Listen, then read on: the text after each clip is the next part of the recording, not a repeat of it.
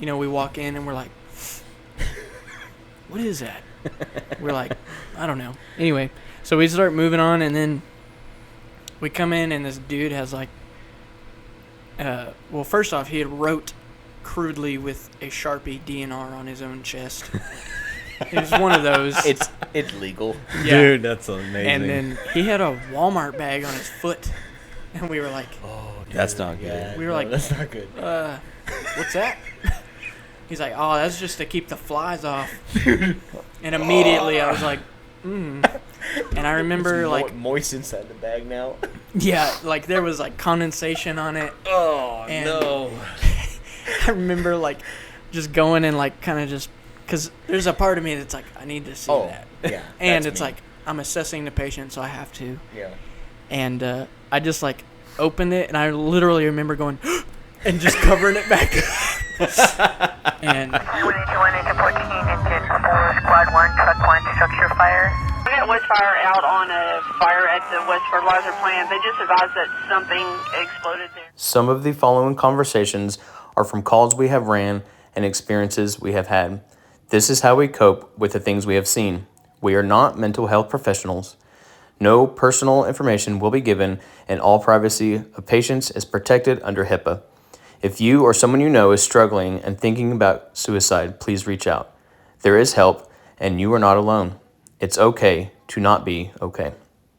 Viewer discretion is advised for younger ages. Well, guys, welcome to episode 4. This episode is going to be all about mental health. We're going to be talking about maybe some hard stuff to hear. So if you don't want to hear the kind of hard conversations that we might have that come with mental health, I would maybe turn off if your kids are listening or something like that, and you don't want them to hear that, and might not listen to this one. So just a little disclaimer of what we're going to be talking about. We're glad y'all are back. We hope that y'all been listening to all of the other 3 episodes and that you're enjoying them. Comment with some questions. Fun. Yeah, absolutely. A lot of fun. Yeah, last episode was awesome. We actually had a lot of engagement on YouTube from that. So sweet. Really? Yeah, a lot of questions, a lot of what people do at their department or whatever. So it was awesome. Cool. But my name is Rustin. For those that are listening, part of this podcast with these 2 guys. Yeah, I'm Nate. And I'm Heath. Cool, Nate. Yeah. We are live, so Yes. some kind of live. If you're listening to this, we're not live anymore, but we are. We're not live. We're live or we're not live. yeah. So y'all kind of want to get into, kind of why we wanted to get on this topic. Yes. So I really wanted to do this topic. It's kind of just a big deal to me. First responders are some of the biggest to take their life in suicide, just from stuff that we see, and it's over and over and over. And people are like, well, why would you get into a career that you know you're going to see that? Well, yeah, you should know that you're going to see that, but it's over time, and the amount of things that you're seeing, whether it's death, suicide, just a load of car wrecks, medicals, fires, people that are caught in those instances, and just the toll that it takes after years and years and years. Yeah. And so I think that it's time to just change that stigma of, bury it. Yeah. Do your job. Cry in the shower like a man. Yeah, cry in the shower like a man, and then forget about it. Yeah. And then, forget about it for, 5-10 years, and then it all comes back to you. So I don't agree with that. And I haven't been doing this for a super long time. Total years of being a first responder is like 3, coming up on 3. So, but you don't have to be in this service to very long to you learn see pretty quick stuff. that, it does take a toll. Yeah. I don't think you need that huge amount of time, huge amount of horrific calls to really see that you're like, oh, this is what they talk about. Yeah. And working on the ambulance, you see it a lot. We haven't had we're kind of in a slump with call volume right now, but when I first started, we were getting those pretty regularly, and 2 back-to-back kid calls, and I mean, yeah, it can take a toll. And so that's kind of why I wanted to do this, and just, for people out there that may be struggling and don't have anybody to talk to, or whether their department or their ambulance service is telling them to bury it and forget about it and it'll pass and you'll wake up tomorrow and it'll be a new day. Well, to some of those people that may be listening, it's not a new day. Mm-hmm. They just dreamt about it, and now they woke up and they're still thinking about it. So that's kind of why I wanted to talk about this. But so, I mean, really just for anybody that is wanting to do this for a living, just really take that time to think about the things that you're gonna see. Like, you're going to see burned up bodies. At some point, you're going to see people in car wrecks that are mangled, that are, not what you're used to seeing. You're going to run cardiac arrest on children. Like, it's going to happen. And so I think that if you can mentally prepare for that as you're going through the classes to get your certifications and stuff, I think it'll not necessarily help, but it'll help more than you're like, I probably won't see that. Yeah. So right. I think that's one of the biggest things. And like when I started on the ambulance, the lady that was teaching our introduction or our hiring class, she said, I'm a believer in God, and so what she said resonated with me. But she said, you are not God. God is going to take these people when he is ready, and there's nothing you can do about it.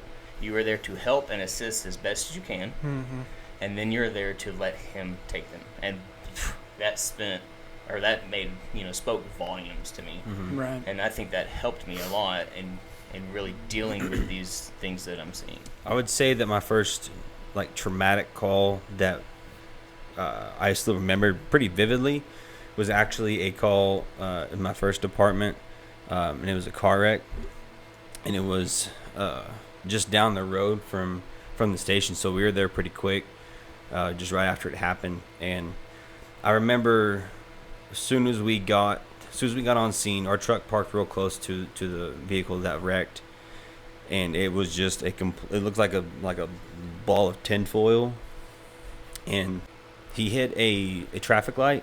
And apparently those bolts that hold that traffic light to the ground are supposed to have these things called breakaway bolts. And so when they get impacted or something like that, they're supposed to give. Apparently, I don't know. Well, this one did not give. And so when that vehicle hit that light, the engine compartment was just emptied. The engine was everywhere, all over the road. And I mean, just like little pieces of metal everywhere. So when we parked the rig and I got out, I was maybe 15 yards from the patient, and then to me, and I had no idea what I was looking at. Yeah. I didn't know that was a person. Oh, yeah. I didn't know that was a body. Yeah. And the only way I figured it out was I was just kind of looking, scanning the whole scene to see what we needed to do, and then I saw a boot. And then I kind of went, followed the boot, and I was like, that is a human. And so. Well, and I think that's kind of something that it caught me off guard, was like, you're told over and over again, you're going to deal with death, you're going to deal with, these patients that are just in a bad way. I wasn't really expecting to have, deal with the family a lot. The family that affected me a lot. Yeah, a lot of them, because, I mean, it's like you're still trying to do your job, you're still trying to do all this, while you're also almost fighting your way, and a lot of times having, law enforcement there, obviously, but sometimes they're not always there when you get there. Mm-hmm. Yeah, trying to pull that family member away so that you can get in and do what you need to do. Or, telling them that it's like, we've done everything we can. Right. That kind of caught me off guard. Mm-hmm. I don't know about y'all. But. Yeah. Luckily, the PD, they were there, so they were able to kind of wrangle that lady, his wife, off to the side and kind of break it down, unfortunately. But that was a pretty traumatic call that I didn't know. So when I first started, I was told if you have any issues, you need to speak up. You need to make it known. There's chaplains, people you can talk to, whatever. And were you still pretty new at this point? Yeah, no, dude, I don't think I completed my 6 months yet. Okay. So it was real new. Mm-hmm. And but going in, I had like this, I guess, this perception of myself to be like, I can handle it. You know, I don't need to get help if I need. I can handle it. I think a lot of people say that exact same thing. Well, especially if you're new too. Right, you don't yeah. want to be that guy, right? Yeah, exactly. That You have all these guys that have learned how they deal with it and everything, and it doesn't seem to faze them. Then you're like, well, I got to be like that. I don't want them to know. Right. Yeah. And I think it starts from a very early time. Yeah. Exactly. Of burying it. Yeah, and so that's just kind of, that's what happened over the years for me. And so once I kind of figured it out after that call, I was just like, okay, that was intense. And we were pretty up close with everything, trying to make sure, mitigate hazards and stuff like that. And PD's doing their investigation, so they need you to help find things and whatever. So but yeah, so like after that call, it was just, after several calls after that, running more like codes and more recs. And another time there was this fire that we ran, and it was a mutual aid call to the neighboring town. And when we got there, all the crews had like just this like this pale white ghost face, and they were just like in utter shock. And so it had turned out there was 2 victims inside this fire. They both had succumbed to injuries on scene, and they had pulled one of the individuals out from the, like, so as soon as you opened up the front door, they were laying right there by the door. So they were able to get that individual out, and that was a lot for them, for those guys. So that was, you could obviously see it.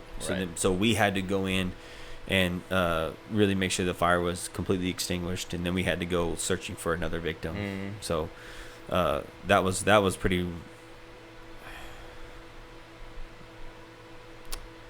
I don't know what the word is for it, but it was more than I thought. I don't know how to say that, but it was more than I was expecting. I guess I can say it that way. Doing a body recovery after a fire. It was pretty gnarly, but so. And then multiple calls after that, just again pushing that down. Right. Not like, no, I'm good, man. I'm good. Yep.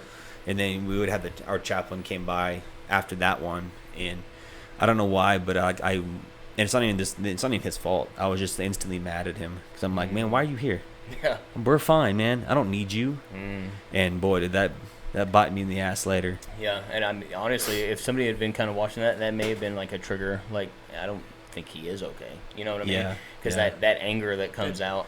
Throwing up those walls. Yeah, it just immediately thrown. Right. Yeah, and it was instant. As soon as he was there, I'm like, ugh, and I was instantly mad. So, yeah, it was just a slippery slope from there. So how long do you think after these incidents that you ran, you kind of noticed that it was kind of sticking with you? Was it, like a week later, or individually? Yeah, like, or is it right after these calls that you were kind of like, ugh, man, so my first captain, he gave, when I first started, he gave me a journal, and he had said, after every shift, I want you to write in it, write about what we did, what calls we ran, what training we did, funny shit that happens in the station, stuff like that. So he gave me this journal, and so after every shift, I would actually write in it. And I got into some pretty extreme detail in it. So that was, I didn't know it at the time, but that was a great way for me to kind of like decompress and write all those out. And but they still stick with you because I wasn't really talking about them because my crew wasn't talking about them. Because those guys had ran several crazy wrecks, crazy fires, whatever. So they have already figured out their ways of dealing with it. I hadn't yet. And so I'm just trying to be like one of the boys, man, we're good. We ain't, it ain't bothering me. No problem at all. Yeah. So, but. Heath? Well, so I developed a nickname, at my department my first year. And it was kind of a joke because my name is Heath. Well, and then when they were putting me into the computer systems, it accidentally put a D instead of an H, so it said Death Ray. Oh, no. Oh. So everyone just called me that because it sounded cool. Well, I think I was at either 6 or 8 months around there, and I had worked like 26 codes, and I had lost count at that point, and they had all died. Yeah. So I then guess they were like, you- hey, he's living up to the nickname. And, Hmm. so very early on, I started just experiencing that, Uh-huh. and it was just kind of like this running joke and dark humor. I mean, that's how we all deal with it. And Yeah. Right. so kind of going back, I mean, the first time it happened, the first time I saw a non-living person anymore, we all kind of know what that's like. We're kind of just waiting for that person to like start breathing or something. It's like your brain's playing tricks on you. Mm-hmm. You're just kind of, you don't know what to, and it was just a medical, and this guy had passed away in his sleep, so Yeah. nothing crazy. And and then throughout that year, it really just started kind of, I think I was doing the same thing. I was like, yeah, whatever, it doesn't really bother me. We did the best we could, whatnot. And then my wife was about 8 months pregnant, and at like 2 o'clock in the morning, we get a call for I think it was like a 5 or 6 month old baby, unconscious, unresponsive. So automatically, everyone's senses are heightened. Yeah. You're getting in the truck already just pumping, like we were talking about the other day, Russ. Like, I'm putting my foot on the gas pedal and my It's foot shaking. yeah. And so you already know that it could be bad. Mm-hmm. And times before that, we had been dispatched to something like that, and it turned out to be nothing, Right. thankfully. Yeah. But this time it wasn't the case.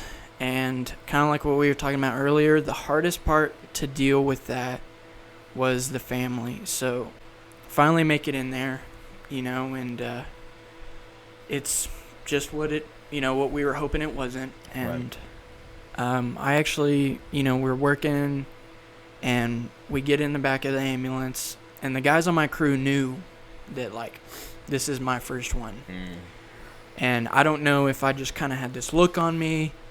But the ambulance, requested some firemen to ride in to the hospital. They wouldn't let me. My crew wouldn't. They were like, you just go follow us in the truck, meet us at the hospital. And I kind of took it as like, am I doing something wrong? Right. Right. After this, the fact, they talked about it and was like, we want to take that burden off of you, kind of try to lighten that. I mean, Yeah. Yeah. did it really help? I mean, maybe a little, but it was still You'd already seen. Yeah. tough. Yeah. So, and, talking about the family aspect, we're standing in, they had called it in the emergency room, and, us, law enforcement, ambulance, we're just standing in the hall, and the family has to walk in the middle of us because the doctors just call them back there, or the nurses, and we're all crying, so they know, it's not good. But yeah, so we got back to the station, and they knew my family situation, and it was just kind of like a shock. And I remember we stopped at like a gas station, a 24-hour gas station, and like got some coffee and some chocolate milk, and stayed up the rest of the night and just talked about it. Yeah. And I think that was kind of one of the big things I kind of started to realize that helped me, was just talking about it. Yeah. And like talking about the it in great detail kind of helped me deal with it. Even whenever I came home to my wife and I was just telling her about it, I don't know if that was really the right thing to do, to go into the detail, but I realized that was like helping me, Right. kind of talk about it. And really, it didn't hit me really hard till about 48 hours later. And, after I get off shift, the other shifts hear about it, and, you know, they're keeping in touch with me. They're calling me, asking me if everything's okay. And, you know, the first 24 hours, I was, like, pretty okay. I mean, and I think that was kind of hard, too, because everyone tells you, they're like, you're going to run kid calls, and it's going to be the worst thing that you ever see. Yeah. And, I mean, you believe them, but then when it happens, and then the 24 hours after, it hasn't really hit you yet, I kind of felt like, well, is something wrong with me? Yeah, Like that I'm not feeling it. Yeah. Feeling as much. Like, yes, I was, you know, shocked and kind of emotional, but then it kind of went away pretty quick. So it was almost like the buildup of everyone telling you this is going to be terrible, this is going to be awful. It, you know, and it kind of just threw me off. I was like, I really don't feel like what everyone's talking about. Yeah. Until, you know, my daughter was born, like, she wasn't born a year later, but like a year later, I thought I was done and dealt with it. And I remember I was changing her diaper, and just something about the way she was laying, flooded back. Yeah, and then all of a sudden, I just went in a full-blown panic attack. You know, I was just crying. My wife is like, what is going on? And I was like, I don't know, you know, because it had been so long. And then talking about it after with her, and I was just like, she was like, I don't think you've dealt with it, you know, like you were supposed to. And I was just like, well, I don't really know what to do. You know, it's a long time after the fact. Yeah. And, you know, I kind of talked to the guys about it, and they hadn't really experienced that. So I was just kind of like, I don't know if something's wrong with me. And then it's kind of just one of those, I was like, well, that was weird. And then I was like, I have to move on with my life and my career. Yeah. And then, you know. Sorry. Then I think there was another time, you know, as a structure fire, show up, smoke showing. It was my last shift I think it was a few hours into the day before I was going to promote to a driver. And I'm all hyped up. I was like, you know, I'm going to get to be on the knob one more time. Super hyped up. And we walk up to the door, and the screen door is locked from the inside.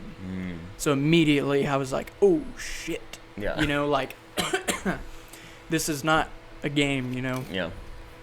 So we force entry. We're waiting for water. You know how it goes. It's just when it's that amplified, nothing is happening fast enough. Yeah. Everything's in slow motion. Yep. So it's a tiny apartment. On the Charlie side of the building, the windows had failed, and there was people from the apartment complex standing outside over there, and they coughed from the smoke, and I thought I heard that from inside the house. Yeah. Oh, yeah. Because I'm a fireman, I don't get a 360. And we made the decision to make a search without a hose because we didn't have water. It's a small apartment. We run medicals in these apartments all the time. We're pretty good with how the layout is. Yeah. And, you know, we go in, the officer's behind me, and I take us left. I don't know why I took us left. We wound up getting overwhelmed with heat, you know, zero visibility, and we had to pull out. And then after we finally got water in the hose, then we decided to go right. And then, I mean, literally it was like 8 feet from the front door was the bedroom where we found the victim. And, I mean, they're gone. Right. Which, you know, I had, through all the training and scenarios that we do in the fire academy, as soon as, you know, my captain called out, oh, here they are, you know, I just went and grabbed them. And he was like, no. Like, we're going to leave them here. Right. Let's put the fire out, you know, because for investigation purposes. And then we get outside after the fact, and I was really frustrated because at the time I didn't know, but I was like, why did I take us left? If I would have went right, we would have went right to her. Kind of one of those things. And I was immediately blaming myself. Yeah. And, you know, I had another guy. He was a mentor of mine. He came up to me and was like, dude, I mean, there's nothing you could have done. And he explained to me, he was like, and I was just like, man, just going off. And I was like, why? why the hell did I take his left? Why did I take his left? And he was like, which hand do you write with?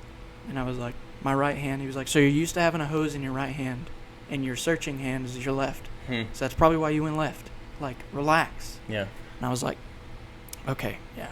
I think that's one of the biggest things, and maybe one of the biggest reasons why things hit us so hard is because we get into this job to help, and when we can't help, I mean, like, we feel like, what good are we? Yeah. You know what I mean? Like, what good am I? Yeah. I wasn't able to help this person live. Yeah. I wasn't able to help this, this baby live for this mother, and now she's screaming at me Yeah. to help her child, and I can't. Yeah. Well, and we put then it hits ourselves us. kind of on that standard, and Yeah. especially that day, it felt like that was my Super Bowl. Like, that was my moment of, like, there's actually a victim inside Right. that we can do something for, and then I couldn't. Mm-hmm. And it just, when you're standing outside after the fact, I just felt, helpless. I had her skin on my gloves from grabbing her, Yep. and I was just like, what the hell? Yeah. Like, what happened? Mm-hmm. And it was just kind of a shock. And I mean, it was, I don't know, it was just kind of something that bugged me. But I had guys that were kind of there and being like, yes, and, and then we find out a few days later, our admin told us about the autopsy, and they were like, she was gone long before, y'all made it there. So that's something I kind of just came to peace with. But those are the main ones that kind of stick with me. And I mean, the child, I still deal with that sometimes. I thought I dealt with it and moved on, and then my son was born, and I'm checking on him sleeping, and just the way he's just sitting there, just in his diaper, just the way he was in bed, like, it threw me into another one. Yeah. And my wife was there, thankfully, to just kind of bring me down from that. And she's kind of learned how I've dealt with that stress and how to be there for me in those times. And I'm so thankful for that, because, like, I'm just locked in that mode of, I'm in a panic attack and I just don't know what's going on. And then she just starts asking me, what's Haven's birthday? What's Archer's birthday? When's my birthday? And then it just kind of brought me back and got me grounded again. And so, yeah, I mean, those are it. It snuck up on me for sure, because I kind of just put them away, and I was like, oh, okay, I think I have dealt with it. I'm not really feeling the things that they warn you about until, that moment hits you, and then you're like, whoa. Yeah. So, like, working on the ambulance, I've got my fair share of, shootings and codes, and I mean, I was on third man. My second or third day, we got a cardiac arrest, and I was like, oh my god, I didn't know, I'd never experienced it in real life, and so I was like, whoa. But then, getting on to the fire department, and my first, kid,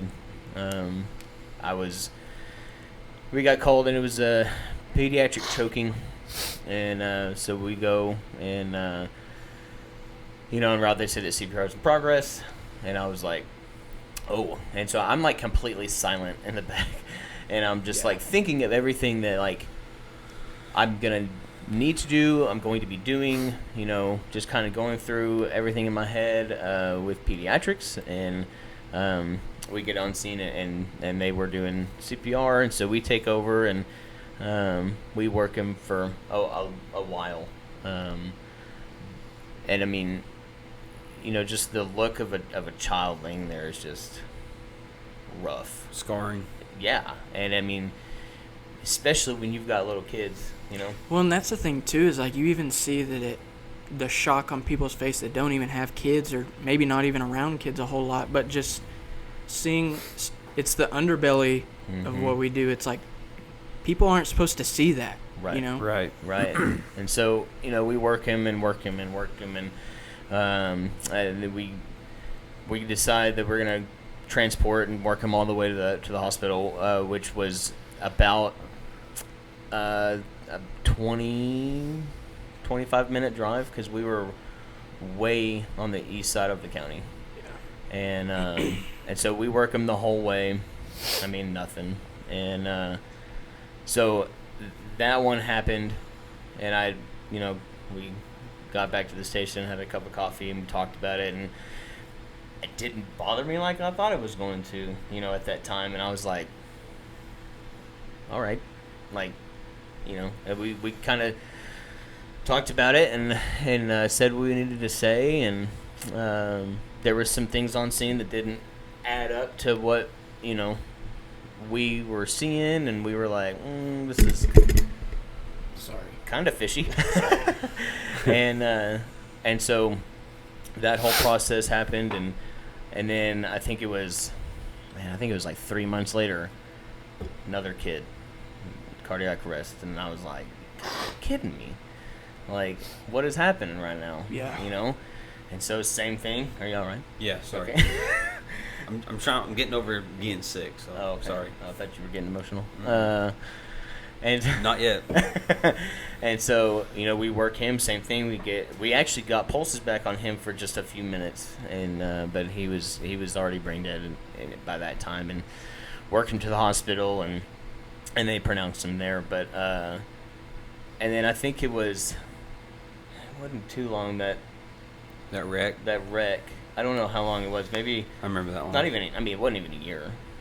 So maybe 6 months or so. We got called to a wreck, and they over the radio said that there was one inside the vehicle, and they were doing CPR. It was in progress, and it was a teenage girl. And so we get on scene, and as soon as we get on scene, the paramedics showed up and called it right then. And I got extremely mad. I'm like, what are y'all doing? Y'all are stopping?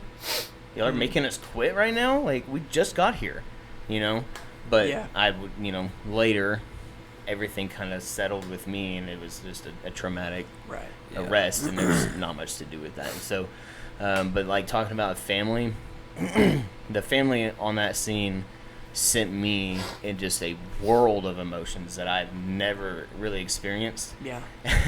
And we left that scene, and I am a very happy-go-lucky guy all the time. I mean, yeah. It is very hard for me to get not that way, right? Well, Nate noticed immediately, and we went to Pagstack and to get a Coke, and he put his arm around me, and I was like, not right now, please, because he knew, he could tell. Yeah. And that's, I mean, I'm glad that I'm like that, because I needed that, And he was like, "You all right?" And I was like, "Nope, I'm not all right. I am," and I do not mind at all to talk about things. I will tell you exactly how I'm feeling when I'm feeling. I don't. Yeah. I'm one of those people that I don't care if you think I'm a bitch or not. I'll cry. Like, I don't care. Yeah. And so he did that, and I was like, "Please, not right now." Yeah, not yet. I mean, he knew, and so we get back, and man, we were talking about it in just a big circle, and I'm just losing it behind my sunglasses, and that like broke the camel's back right there. So that one was really hard for me too. It was just rough. The family on scene was not, Well, see, the part was emotional to me. Not emotional enough. Like, something just happened to this girl, and you're like, not with it, right? Yeah. Like, but really, what was happening is they were in shock as well, and not knowing they didn't comprehend what was actually happening. The extent of what would happen, and so, and after a while, I'd taken that into account and relaxed a little bit, but that one was hard. So. Yeah, something you were saying earlier about the I think actually both y'all said it. The worst part about running any of these traumatic calls is when we show up to work and we can't, and then like that particular call. I remember you and I walked up to the car ready to switch for compressions or whatever, and we tapped the medic on the shoulder and said, "Hey man, what do you need?" He goes, "Nothing." Yeah, and that was That like, was it. And then they just they did their thing. Yeah, and it feels kind of like the rug's been pulled out from under right. you a little And so bit. we were showing up to work. You know, we knew what was happening. We knew the call. We knew what needed to be done, and we didn't care about the hazards from the vehicle. We didn't care where the location of the vehicle was, whether it's still in the roadway or not. We were like, we are getting to that damn car, and we were going to go to work. And when we got up there to do that, and then, like you said, your feet just got swept out from underneath like you. they held up a stop sign. Yeah. And I was like, I'm ready to run that stop. Yeah, sign. I Get that thing out the I way, was you know? ready. Yeah, ready to blow on. But And, no, when they were like, yeah, no, nothing, and that was it. That was the worst part of it. And then with everything, like for me, I'm sure it may have been the same thing for you. We both just stood there in front of in front of the car, the entrance, and we were just like frozen. Everything just kind of stopped for a second. I couldn't hear anything. I could just see the lifeless body of this child, and it was like one of the worst feelings I've ever felt of being like, this scene was different, man. can't help you. It was just a different Yeah. scene, and like everybody was kind of all over the place. That one hit me. I've noticed too. It's like almost like once you start, like you have a traumatic or call, or a couple of them.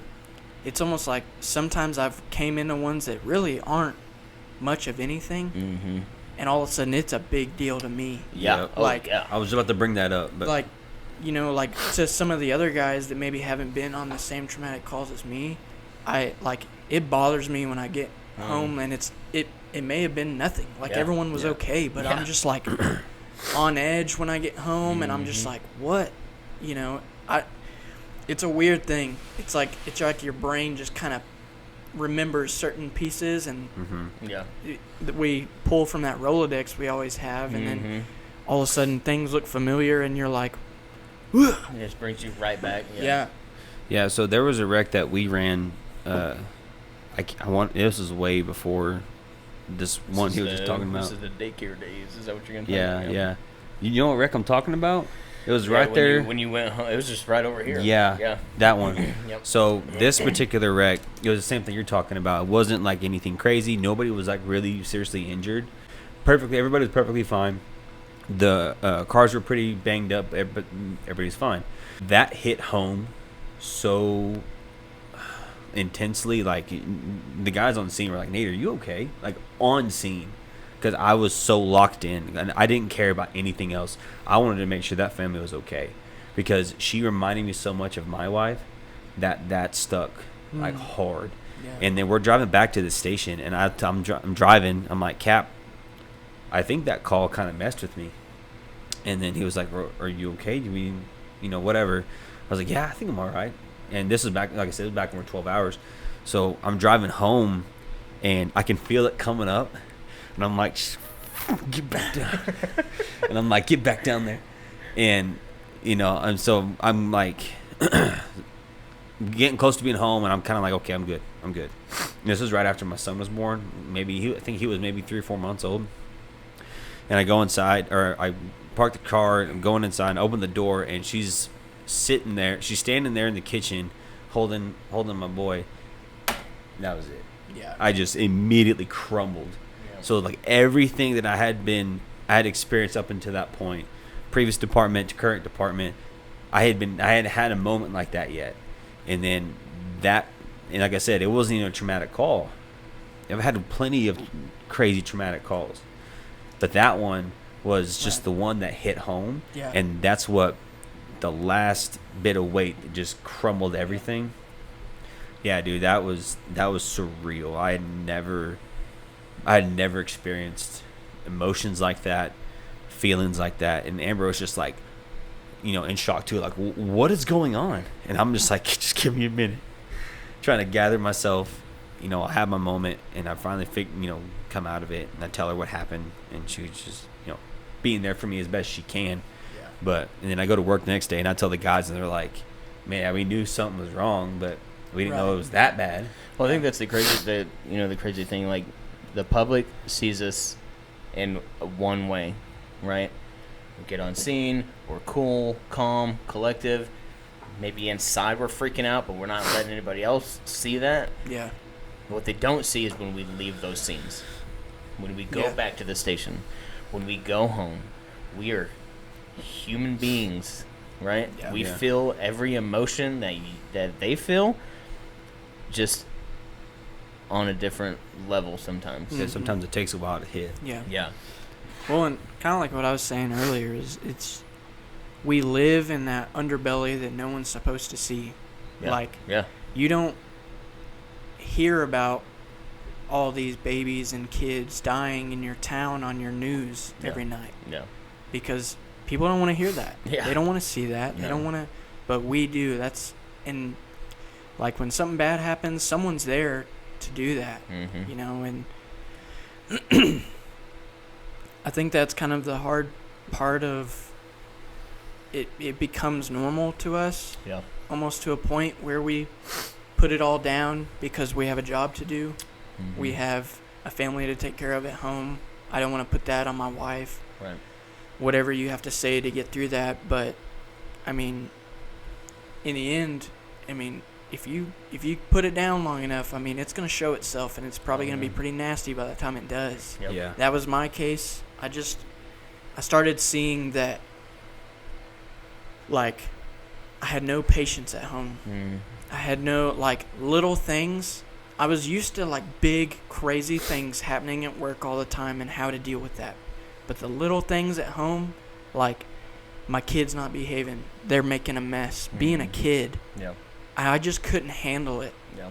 And that was just, that's the point I started realizing I need to do something about this because, you know, my wife is seeing, and she knew, you know, I started my career paid, you know, 19 years old. Yeah. Like, there's a lot I That's hadn't even wild. learned about myself. Yeah. That's At that wild. point. I guess I knew you were young. I just didn't realize you were 19. Yeah. Damn. And so That's crazy. I'm figuring things out. You know, Mhm. like you were saying on scene, Calm Cool Collective, I was that duck, dude. Yeah. You know, on top, everyone sees this beautiful, elegant thing, but underneath, I'm just paddling like hell, dude, just trying to make it. And I just started realizing, like, what is my problem? Yeah. And I just started resenting myself for it because I was like, I'm gone for 24 hours, sometimes more than that. Mm-hmm. And, like, this is what my family gets from me when I come home. You know, Yeah. I'm short-tempered. I don't want to talk about this stuff. And when I do, I'm angry about something. And it wasn't me. And, you know, my wife, you know, came to me and was like, something has got to give. You know, like, you should, you know, look for some help. Mm-hmm. And I saw that as me being a failure Yeah. as a man, as a husband, as a father. And I was like, I should be able to deal with this. Mhm. I've been doing this for some time now. Like, why is this just now becoming a problem? Yeah. Nothing crazy is happening, but it was because I was just burying it down. And then all of a sudden, it's the little things I can't control at home Mm-hmm. would just, I mean, it was like, my wife was like, since when are you OCD? Yeah. You know, like, when do you care about this stuff? Yeah. And how I dealt with it was, I mean, one, I finally had to just seek professional help. Good. And it was, I just had to swallow my pride and be like, I can't do this on my own. That's for how old were you at that point? I was about 23. And for a 23-year-old, I think that's badass. Like, I mean, you've got 20-year guys that, you know, that won't do that. Yeah, still haven't done it. And you're 23 and you're like, I can't do this on my own. I'm going to need some help. I think that speaks volumes about you. You know what I mean? Well, and I mean, it came from a place of fear Yeah. a lot. And and my wife, you know, to a point, I was like, I'm just going to do this to make her happy. Because I know I don't want to do it. Yeah. Because I saw it as, you shouldn't have to do that. Mm-hmm. You know, something along the line, you did wrong. Mm-hmm. And I was just trying to correct it. And, you know, I was a very godly person. And then I was kind of pulling away from that. And that scared me because I was like, I don't even know, you know, how I got to this point. Yeah. And, you know, so I started talking to a therapist, and I remember there was one day, and I was just telling her, and I was just like, I just don't understand why this stuff at home, I can handle some of the most stressful situations that people can think about. But when I get home, it's this stuff that everyone deals with, but all of a sudden I can't. Like, it doesn't make any sense. And what I kind of came to see was at work, it's so diverse all the time. We never know what's going to happen. We have no control over that. But when I was home, the place where I should have complete control, you know, and if it felt like I didn't have that, I was just like lost. Because at work, I'm so used to not having that, that at home, that's where I should have it. That's crazy. And so when I felt like I didn't have that control, or it wasn't the way I thought it should look, I just like, I couldn't, it was just like hitting a reset button. It makes so much sense. Yeah. So much sense. I mean, dude, there's times like I'm home and immediately lose it. Yeah. And I'm like, yeah, no, dude's 4. Like, Yeah. That's what. and I tell myself that all the time. And I'm like, dude, chill out. Yeah. But maybe that's it. You know, maybe it's just the differences in the places that we're at.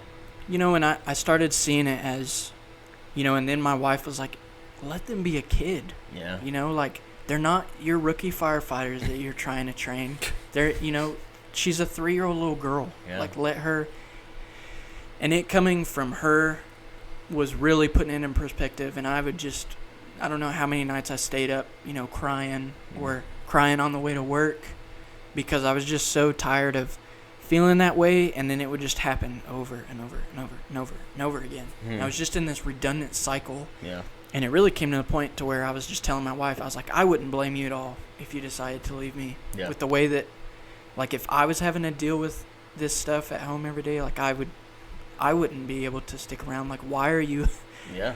And she was like, because I know this is just a season, you know. And so going and getting the help and finding my way to deal with this stuff, and, you know, and that's what I learned was, like, I was coming about it the complete wrong way. Yeah. Of just putting it off and being like, well, that was crazy. And then a year down the road, all of a sudden, I'm just thrown into a panic attack out of nowhere. And it just wasn't the way that I could handle it until I finally started getting these tools to learn how to deal with it. And a lot of that is just an open communication with my wife, my crew, the people that I care about at work. And things started to change. And then I really leaned into my faith again. Yeah. And started making time to read scripture and to read into what makes, you know, a stressful mind tick. And there's so much stuff coming out now and all these tools available to people, because we are starting to see it's like we have been doing this kind of wrong. Yeah. You know, dealing with it the way that we have been clearly isn't working. Yeah, it's not working. So We've got, and that's what I think just needs to change. And you know, like, man, this is our brothers and sisters, right? And we're just being like, either bury it or we're going home and be like, man, I don't think Nate was okay. I bet he'll be better tomorrow. Yeah. And we're just leaving it alone instead of putting our arm around each other and be like, hey, are you okay? And if you're not, let me help you. Yeah. Let me get you to where you need to be so that I don't have to say goodbye to you. Yeah. You know what I mean? And one thing, too, I kind of saw, and I'll kind of get off my soapbox, but knowing how you deal with something is so crucial, because we can all sit here and do all of these beautiful things for our department with our crews and everything, but that day's going to come where we can't do this anymore and we're going to retire. Yeah. And everything will move on without you. And what a terrible day it will be if that day comes for me and I go home to an empty house because I didn't take care of the things that needed to be done. Dude. If I didn't listen to my wife or see those signs, and my kids don't want to talk to me, my wife don't want to have anything to do with me, you know, I don't know if I could be able to live with myself, because I can just pour so much of myself into this job, into this career, because I care about it. Right. But I lost sight of, you know, who was actually there waiting for me when I came home. Yeah. Dude, that's huge.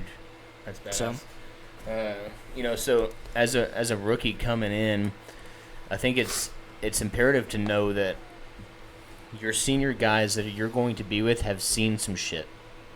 They have seen these calls that we've been talking about.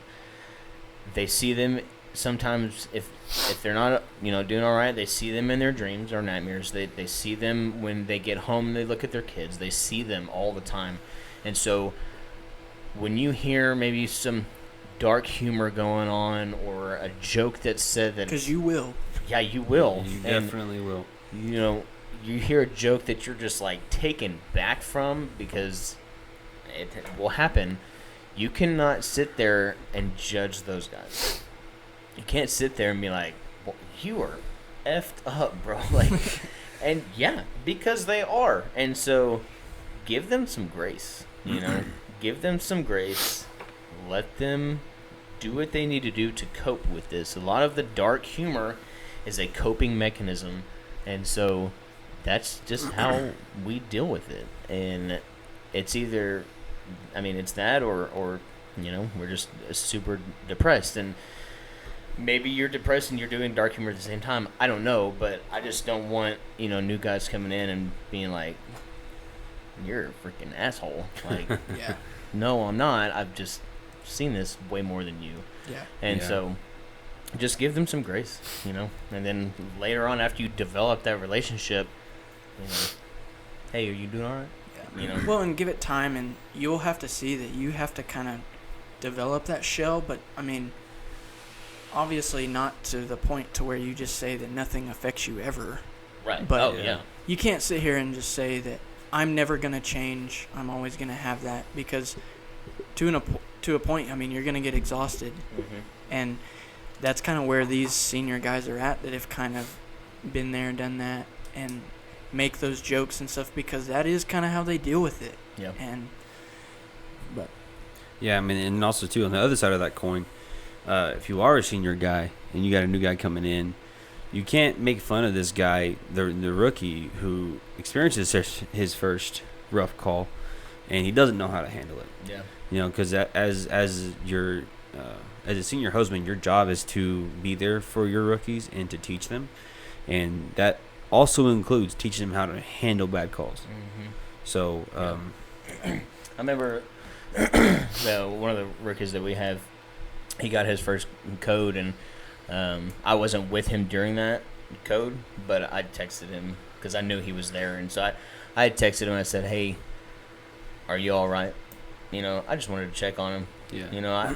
I think I've got a kind of a place in my heart for people that haven't seen that, and so he was like, "Man, no, actually," and so we kind of texted back and forth, and I told him that if he ever needed to talk, that I was here, but I don't ever want to just make fun of someone that just witnessed death, and for the first time. Yeah, for the first time, they're like, really. I remember my first time. Yeah. I remember my first beer. Like, golly. But man, just love on them and show them that there are ways to deal with this, and if they need help or need to talk to somebody, that you're there.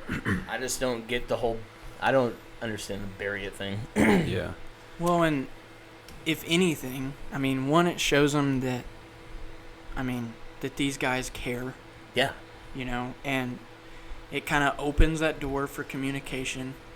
And a big thing that I saw that, I got from my mentors and stuff was like, it's okay to not be okay. Like, you're human. We don't expect you to come in and be this robot. Yeah.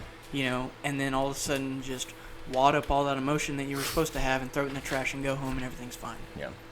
Yeah, I think that's a big thing people forget is it is okay not to be okay. Yeah. Yeah. Like, you can tell your boys, man, I'm not okay right now. Yeah. Like, when those guys did that for me, I was like kind of pissed off. Mm-hmm. Like kicking me out of the ambulance, and I was just kind of like, what the hell?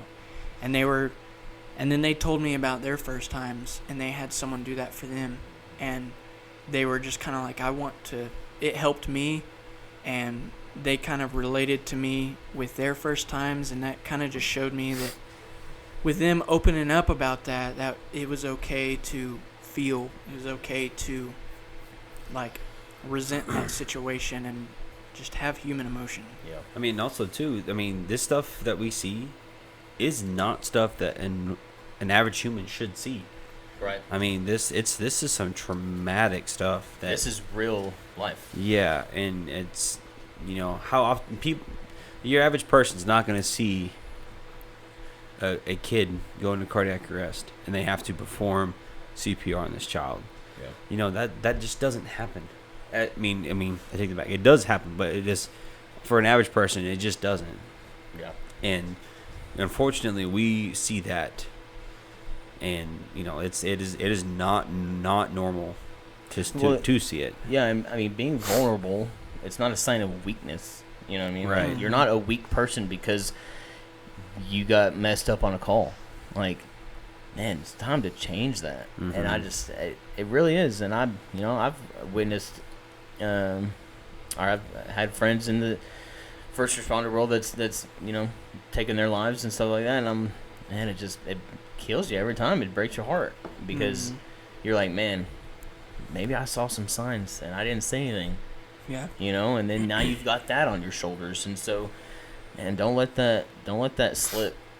You see something, man, go up to him, put your arm around him, and talk to him, bring him aside. You don't have to do it in front of everybody.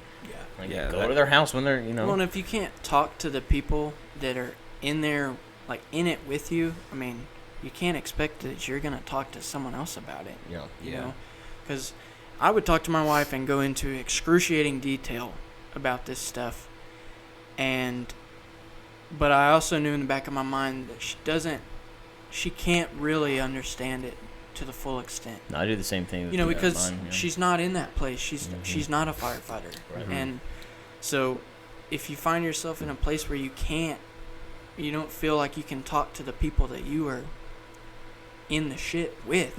Yeah. I think there's a problem with that. Mm-hmm. Oh yeah, I think. I mean, it's your brother, man. That's your brother. Like, you are with each other for 24 hours a day, at least 10 days a month. Like, I mean, it doesn't seem like a lot when you say it, but you're there a lot. And you're around each other a lot. And so, man, just love on them. And I think that's the biggest thing that is the issue, is that we're scared to love on each other sometimes. Yeah. I mean, you're not. It's okay. Yeah.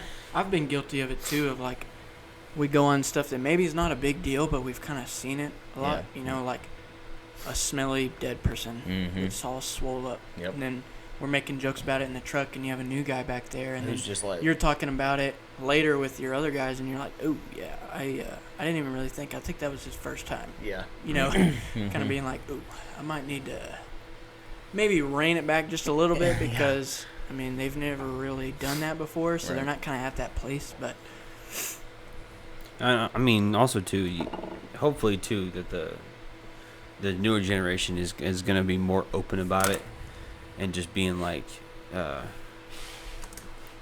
maybe on scene they're not having a difficult time, but then later they're like, I need to talk to somebody. Just kind of like how you did. Just being like, hey, they come up to you, hey, Rustin, man, that call really, it messed me up. I need to talk. Mm-hmm. So then, that's just, and that I'm trying to say, that gives you the responsibility that you need to be there for them.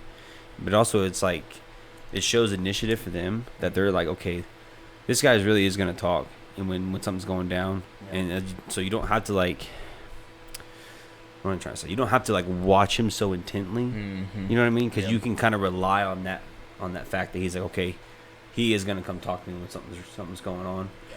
But I don't know. Yeah, that's one of the, like, our Captain Yaws that we had on here last week. He he had actually stopped me one time from getting out of the engine. He said, "You stay in the engine," and I was kind of, for a second, I was taken back, and I was like, "Huh?" Because it was a vehicle versus pedestrian, and he said, I know what this one is. He said, "You stay in the truck," and I was like, what? What? And I was like, no. And I disobeyed an order because I was like, I know what I signed up for, and after that, I know exactly what he was doing. He was trying to protect me. Yeah. And that's, when you think about it, it's cool, because he was trying to be there for me and protect me from seeing something that he didn't want me to see. And I just told him, I said, look, I know what I'm going to be seeing, and I understand a lot of it. You know, I'm a little older. I've had some life experience with losing people outside of this life. And he was like, but what if you're not okay? And I said, well, me personally, I'm an open book. And if I'm not okay, you are the first person I will come to. And he was like, okay. And we had a good hug. And then we left it at that. And your senior guys are going to try to protect you. I mean, as long as they can. Yeah. You know, until a certain point. You know, as a rookie coming in, if you're a little shy and getting in there and seeing that, and your senior guys are trying to protect you, you can do that to a point. But there's also a point that you're going to either be okay with seeing some of this stuff, and this is why you did this job, or you're not. Yeah, you'll find out real quick. So. Yeah, I would love to tell new guys that they're never going to have to deal with that. Yeah. But, unfortunately, you know, that's not but the you case. are. Yeah, I mean, you are. So. But yeah.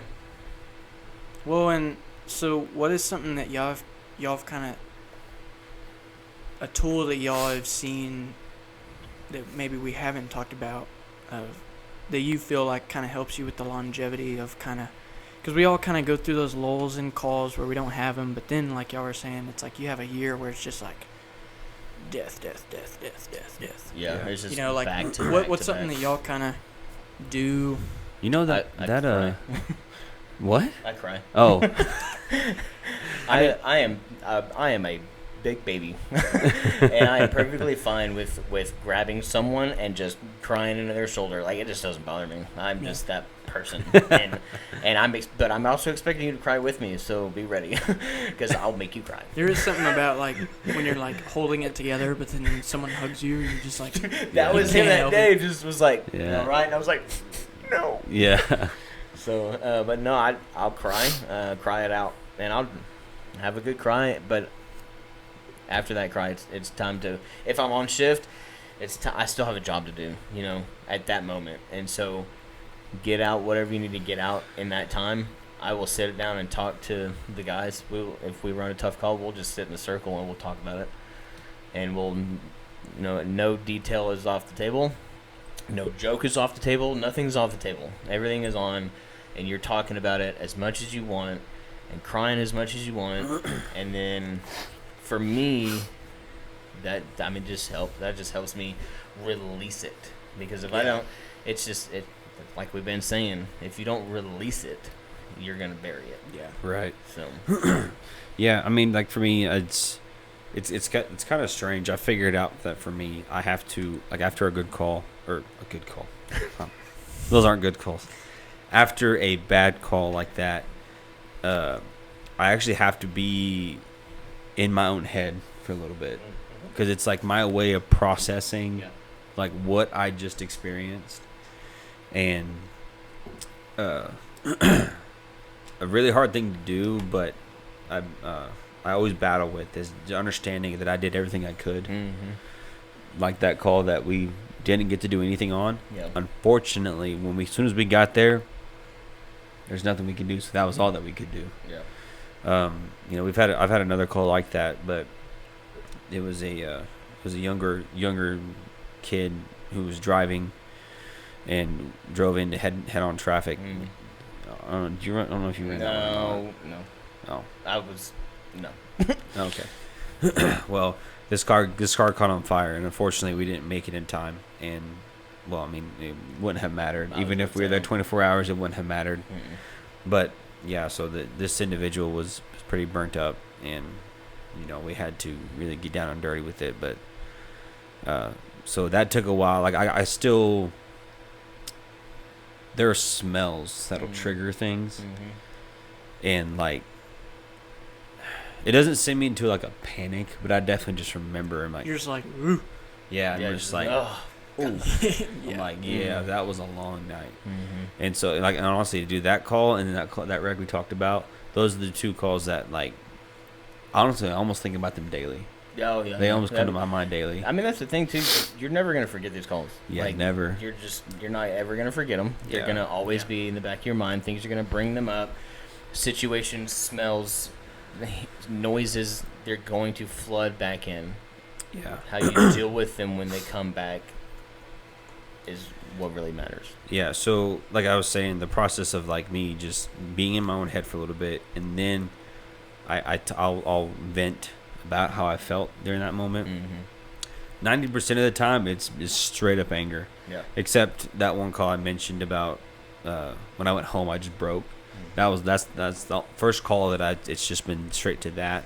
But a lot of times I'll be in my own head, then I vent about it, and then I usually get pretty mad, pretty pissed about it. Yeah. And then just explode essentially. You can ask Amber and even Cap. I've talked to him a lot about it, and I get pretty angry. But so after that, and then I honestly, it's kind of like going up a slope and then kind of plateauing, and then I kind of come downhill, but it's like not like the same level you were on before.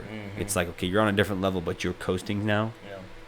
So it's like I said, I remember those calls daily, and they'll come to mind, and things will trigger them. And then it's just kind of like, okay. And honestly, too, I feel like if doesn't matter who they are, even if they're a first responder or not, if they ask and they ask me to be, should me, go into detail, of course, without violating those things, HIPAA, whatever.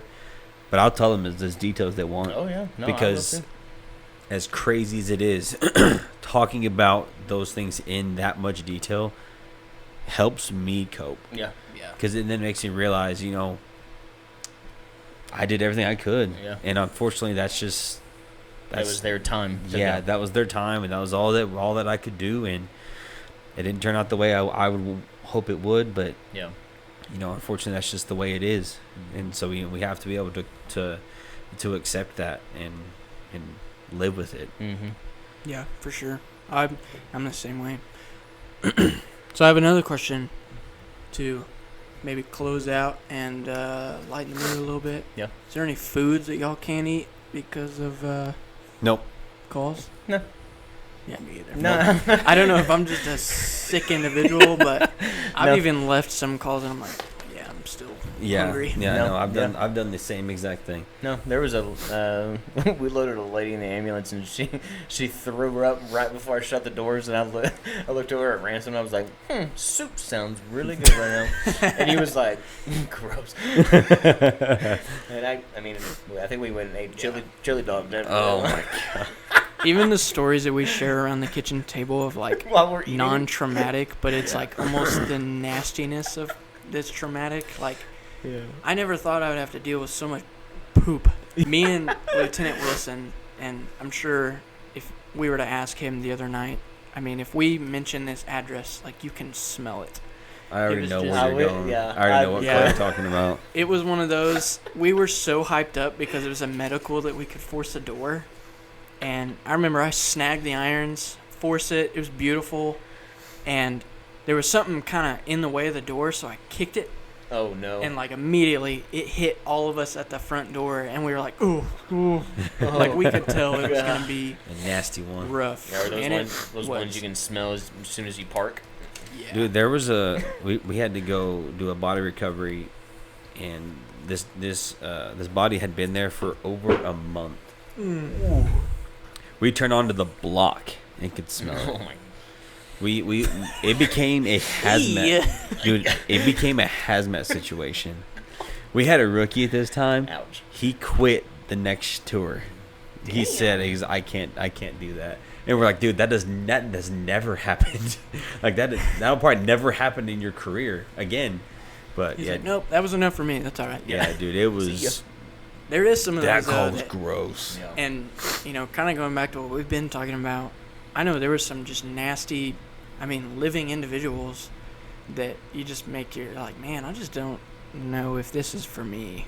Like, when you first start out and you start getting those nasty ones, and you're just like, you have to decide if this is going to be okay. And you can see it with new guys. Like, if you're, helping someone up that's just, been making a mess everywhere for, a week, and then you're like, continue with the rest of your shift after that, like, or in the middle of it, you're helping, and you can just see the look on their face of like, oh my god. Well, like you can't like No, you can't be like, all right, well, we're going to leave. You can clean yourself up. Yeah. No, you can't do that. And so I'm like...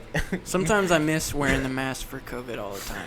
Dude, Seriously, I'm told. I would like Yeah. some kind of filter. You can to, put I used to put Carmex in mine, right on my Oh, nose. it's a good idea. And So so ventilate 'em? just smell shit. Carmex really is. You're and like- it helped, but it didn't. Like, There have been several times, I'm going to help this person, and I'm trying to stay professional, and then I can just feel like my mouth watering, like that I want to gag, Just getting ready and you're for just it. like, Oh, you dude. feel the hairs standing up on your arms. You're like, I remember the first time I gagged on scene, and I was like, I walked out of the room that the patient was in, because we were my partner was getting the stretcher, and I was like, I walked in the living room, I was like, and I was like, get it together. And I was still pretty new, and I was like, oh, this is bad. This is so bad. You've got your proper PPE and everything, but then you feel something wet on exposed skin, and you're like, Yeah, dude, it's probably just water. that is the absolute worst thing ever. Just water. Just try not to think about it. Where like your whole tears in the middle of the summer, and you're just like trying to help someone up with one hand. Did you run that call with that Lady. that patient who had a I guess it was like decaying flesh on her leg? Oh no, no, but I was off. You heard about that one though, right? I was on vacation. Dude, that one was I have smelled decaying flesh on Yeah. a foot. okay. Well, yeah, but this one, gangrene. Yeah, gangrene. see, but it was past that point, Oh, dude. It was like a hole in their leg, and they were delirious. Oh, like yeah. I'm pretty sure they were septic. Septic, yeah. Yeah. Mhm. And so when we picked this individual, we had to use a sheet. And so when we put them on the cot and like kind of opened the sheet up, it had stained the sheet. And you know how? Here we go. You know how when you drain ground beef, yeah. sometimes you'll put a paper towel in there and it turns like that brown hue. You did it the other day. Yeah, that's exactly what it looked like. The sheet looked just like that. Oh no. Oh, dude, and that was one of the calls where I could kind of feel it coming up. Uh-huh. And dude, it wasn't even because of the smell. It smelled horrible. Oh yeah. But the look of that, I was It's the look. Yeah, we had a lady throw up on her. She was laying down, and so Oh, we were no. getting suction. yeah. But it had pulled right here. Oh no. And so I was like, I finished suctioning her airway, and so then I just go. I don't know why. I went right there. It was like right in her notch. You're like just trying to get it off. And I suctioned that, and then I pulled the suction up, and it was streaming in it. And I was like, I was like, oh my god, Dude. So and I was get the this. only one in the ambulance. My current lieutenant, we ran this stroke patient, and they get on the cot, and okay, she was starting like she was gagging. Okay, this just infuriates me. So he's holding an emesis bag. Okay, he's holding the bag. This patient is on the cot, and she starts to try to throw up, and so he's holding it under her mouth. And so she's trying to throw up, and it's just hanging right there. What does he do? He grabs it with his hand. Oh my. He grabs it and then flings it into the bag. Stop. Dude, I'm holding the clipboard, and I go, "Ugh!" Oh, dude. And then we get back in the truck, and I'm like, why did you do that? And he goes, It's like you're a Do vile what? human. yeah. He's like, do what? I'm like, are you kidding me? It didn't even bother him. Yeah. I'm like, and What so are you doing? I go to explain it to him, and he goes, yeah, so? I'm like, you are a disgusting human being. It's like he was like, Yeah. Dude. Oh, it was horrible. the last shift I worked on the ambulance, like when I was part time. We walk in, and this guy's he had fallen. He was naked. They're always naked. Yeah. Always naked. They're always Always. naked. But I was like, what's on his foot? And at that time, when I was wondering what it was, his foot twitched and flies went. You're like, yeah, that wasn't And a I was- sock. I That was was just like- flies. What the heck? Real fast. We did not mention our I sponsors. was about at the to say, beginning, so, we didn't mention yeah. our sponsor. So we've got Frontline Optics up here. They are first responder glasses. You pay $12, and if they get damaged or anything like that, no questions asked. You can get a new pair. They also do give up proceeds of the orders to children who have lost a parent in the line of duty. You can use code ENGINE to get a 15% discount on a pair of glasses, so go do that. And then we've got Salty Ladder Apparel Company. It's a firefighter-owned company. He has graciously given us our new banner that we slap, and yeah, it turned out freaking awesome. He made the logo for us. He made the logo for us. He does shirts. He does stickers. You can actually ask him to customize. He actually came up with this on his own. He's also coming out with a giveaway soon, like yeah, a he big is. giveaway. Yeah, it's a big giveaway, so go follow him. Just on the topic of everything we've talked about tonight, if you're having problems with any things that you're struggling with, reach out to somebody. I used Foundation 1023. It's a website you can go. It offers free therapy sessions. That's cool. And I believe they also have a hotline for, if you're really dealing with some stuff. And honestly, reach out to us. Yeah, absolutely. Talk to somebody about it. If you don't feel like you can talk to the people around you, you don't have those people, those connections, reach out to us. I'll tell you right now, if all hours of the night, our phones are on. Mm-hmm. We check our social media pretty often, make comments, ask for us to reach out. We can find a way to do that. So, yeah, Foundation 1023, they worked for me. They do take a little bit to get back to you, but I was able to go to therapy that I otherwise probably couldn't afford, and probably would have just used that as an excuse not to go. That's cool. Yeah, that's cool. I'm glad you stopped me because yeah. Comment and I'll send you our email. I'll send you my phone number if you don't look too creepy. So, but seriously, I mean, reach out, talk to us. If you're dealing with something or you're on that verge of either being in this world or not, man, don't do that to your family. Don't do that to your brothers and sisters on the department or on an EMS service or do your homework. Yeah, for absolutely. sure. So do your homework. But we love all of y'all, and we are glad that y'all are watching and commenting and liking and subscribing, all the things. So keep doing that. And now Nate's gonna take us out. All right, y'all. Thank you for listening. Keep coming back. Train hard. Keep pushing. And we're back in service. See ya.